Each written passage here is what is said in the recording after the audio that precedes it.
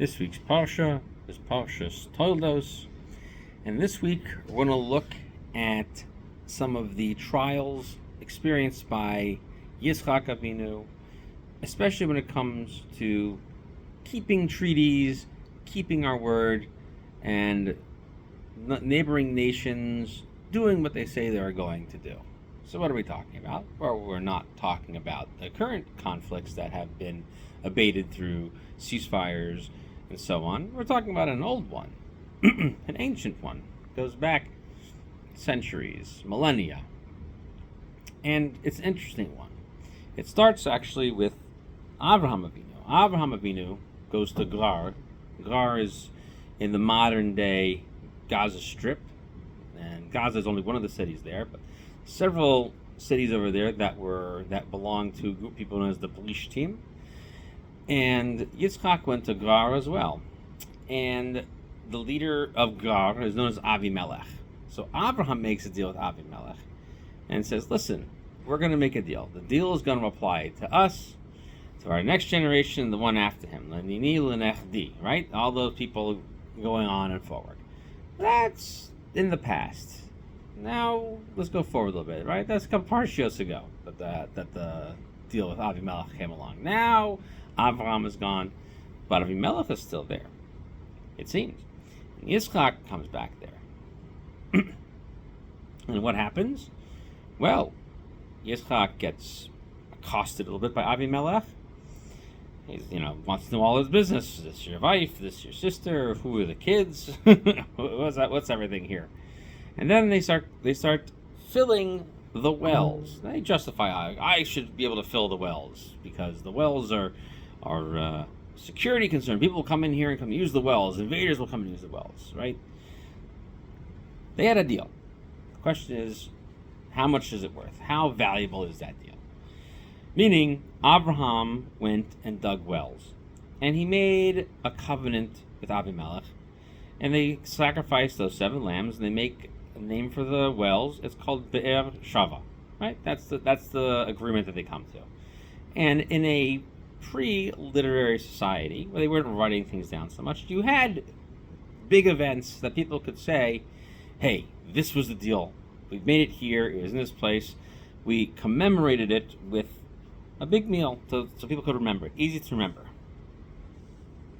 Now, it's interesting as that society develops from sort of that early Bronze Age period into the later parts of the Bronze Age. They learn to keep including those type of statements in their later agreements. Interestingly enough, Ramses II, and I forget the name of the king of the Hittites, something with an sound, Mutas, Paya, or something like that. The second, I don't think I could pronounce it, and even if it is, I don't know if it's correct or not. But they have a little war. They have a little war after the time of Yetzias Mitzrayim. And in their peace agreement, which you can see, the Egyptians believe they won, but they didn't win. Ramses has his arm outstretched in the stele, showing that he has conquered the Hittites. What he really did is he signed a peace agreement. And that peace agreement, interestingly enough, is in a museum in Turkey. And you can read it, and it basically talks about all of the attachments of the agreement, and that they attach not only to Ramses, but to his future generations as well. So why is Avimelech not living up to his terms of the agreement? There should be peace between him and Yitzchak, right? Just like there's peace between him and Abraham. And they already said they'll attach to the next generation. So what's going on? What's going on is one suggestion. The Radak, David Kimchi, he suggests, this is not Abraham's Avimelech. He's an under Avimelech. And that's why they have to come and redo the thing. They didn't remember the agreement. Right? We already said Abraham's gone, and then he suggests that this Avimelech is not the same Avimelech. Okay, so even though they made an agreement and they had the whole thing, they didn't keep up the agreement. So that's important. Why? So apparently, this is the Gemara takes notice of this and mentions that by the birth of Shimshon, right? Shimshon, Samson, the great, powerful Samson. It says, Az Heichel, right? It says at that point it began, like the Ruach of Hashem was starting to spread. And the Gemara says, Ki huchal shuaso shel Avimelech, because Avimelech made a promise not to accost the Jewish people. So therefore Hashem brings Shimshon to avenge the oath of Avimelech. Why not bring somebody to avenge the oath of Abraham? Why you have to wait all the way to Shimshon? So there's a couple of really important differences in terms of what the expectations are and what the feeling is, and we'll discuss that now. What the difference is, why the Gemara simply focuses on the period of the Shoftim and specifically with Shimshon, and how that's different with times of Yitzchok. So in the times of Yitzchok, they don't go after Yitzchok personally. They make excuses as to why they have to keep closing the wells, and then he digs another one, and they don't like it. He gives it these names of things that are constantly bothering him. There's the trials, tribulations, the struggles, and so on. Whereas by Shimshon, at that point, the people living in that territory, they were already going and plundering the Jewish people. They were going in and subjugating them, making them pay tribute, which is a form of tax. We won't bother you if you pay us, right? Like the mafia, right? That's how ancient peoples got to do the mafia stuff, right? You show up and like, we need more money. Well, let's go conquer the people, make them pay us, so we'll let them live, right? That's one way of collecting from people and increasing your revenue. But that's why the Shavua, the oath between Avimelech and Abraham, was specifically about that. Was not to be taking from them physically, seizing their people, seizing their assets. So what are the lessons we learned from this week's Parsha that set it apart differently from the more egregious actions of the Plishtim in later generations, which caused them to say that Hashem acknowledges that they have violated the oath, but not in the times of Yitzchok. So in the time of Yitzchok is experiencing a different form of anti-Semitism than what happens later on. Yitzchok is in many ways someone who is very much aware that he's in a place that doesn't want him. And it has much more similarities to the way the Jewish people experienced the Golus, the exile, in a post-Second Temple world, meaning after the destruction of the Second Temple. There wasn't a country to rely on. There wasn't a large group of people for whom you could depend to negotiate for you. You were there on your own, and you were sort of at the mercy of everyone around you. Abraham happened to have phenomenal success with making treaties with those around him and had their respect, and was able to maintain more security for himself. This, unfortunately, didn't transfer to his next generation, but it's not the same thing as having them come and seize your property from you and attack you while you're living quietly on your land. There is some political tension because of they're having some disagreements with the use of the land, and that is the many ways some of the issues that show up to the Jewish people in Europe and even in some parts of the Middle East, but specifically in Europe. They would make communities, they'd have their own sections of certain cities, and then abruptly someone would come and say, it's time for you to get up and leave. We don't want you here anymore. This happened in countless cities throughout Europe.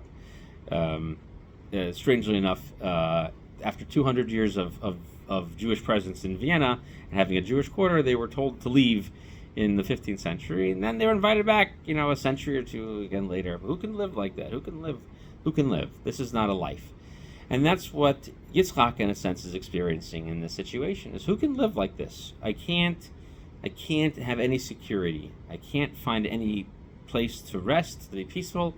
They keep closing up the water wells, and I can't set up a place to live until I have a place where I know I can reliably have a water source. It won't work. So finally he finds a place that nobody seems to care about, and he's able to settle there. But it's not so much that he finds that place. It's as much the journey as it is the coming to realize that you have settled on a certain and particular place. And that's really the message that's that's being sent in the case of Yitzchok. With Yitzchok, it's not the same as with Abraham, where he's looking to establish himself. Yitzchok is more a sense of strength, of the ability. He is identified with the midah of gevura, with a sense of strength, the ability to hold your spot. And it's different than most people who are at the whim of other people. Yitzchok is able to make a claim and stake a claim to his area. This is why he has to remain in the land of Israel for his entire life. He never goes to Egypt. He's not allowed to. God says, don't go down to Egypt. He's not allowed to go back to the land of his fathers. He must always stay there, because that's how you develop strength. It's gevura is the sense of that. The Gibor himself is one who can establish their place in a certain area, and that's why Shimshon was enveloped in significant strength, was to show that the oath that Avimelech had made needed to have some teeth to it, and the only way that could be demonstrated was to have someone come from the nearby Shevet, in this case Shevet Dan, and demonstrate through tremendous feats of strength that he was able to beat back the Plishtim. Because in some ways, strength is the only way that many regions of the world will respond effectively to the agreements that you have. It's not a midah that defines a good human being. That's stuff that we learn how to be good. It's the midah that we need to define ourselves and our place against the other nations of the world. And the midah that Yitzchok is demonstrating for us is to show that there's a strength that needs to be exhibited in order for us to hold our place. Not because people validate us or experience us in certain ways, but because we need to demonstrate that this is our place, and that's the gevura. So when people talk about demonstrating gevura, we're not talking about, like Shimshon does, ripping the jaw from the lion, or coming back and beating the Plishtim with that same jaw. While those are phenomenal acts of strength, they are not the gevura of Yitzchak Avinu. That act of gevura was given to Shimshon in order to exact punishment on the Plishtim. That was given to him in order to be in effect, the officer of the court who exacts punishment. But that's not the job of one of the Jewish people's greatest ancestors. We all learn that chesed is very important. So we're going to learn gevura is very important, and then the next time when you learn about Yaakov Avinu, we're going to talk about the emes. And we talk about those three big midos. And gevura specifically is the ability that in the face of uncertainty and in the face of adversity, you can still come out with a sense of security. And that's a very important midah to have when faced with these challenges of not feeling welcomed and not feeling wanted and constantly being under the watchful eye of those around you. Never, as they say, they can't let you live, right? They won't let you just be. So, and if that's the case, then you have to find ways in which you can learn to be successful. And so from this Parsha, we should walk in the path of Yitzchak and understand the struggles which he endured, and how important it is to recognize that even though if you have an agreement, you have an understanding with those around you, you have to have a certain sense of inner strength. Not a sense of complacency, but a sense of inner strength to be able to stand up for yourself in the face of people not willing to continue to follow their original agreements. Good Shabbos.